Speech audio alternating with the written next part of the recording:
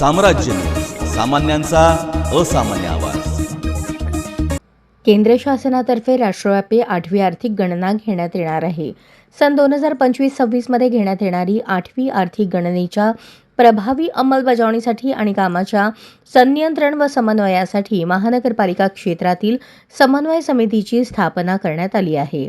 सदर गणनेमध्ये आर्थिक कार्यात गुंतलेल्या सर्व उद्योग, व्यवसाय आणि सेवा यांची गणना प्रत्यक्ष घरोघरी, कुटुंबास, उद्योगास भेट देऊन करण्यात येणार आहे।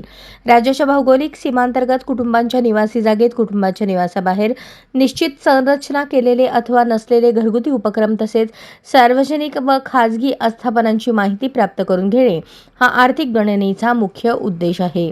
आर्थिक गणनेद्वारे उपलब्ध होणारी माहिती राष्ट्रीय स्तरावर राष्ट्रीय उत्पन्न आणि राज्य स्तरावरून राज्य उत्पन्न या संदर्भातील अंदाज तसेच राष्ट्रीय व्यवसाय नोंदवही अधिक अचूकपणे तयार करण्यासाठी उपयुक्त होणार आहे।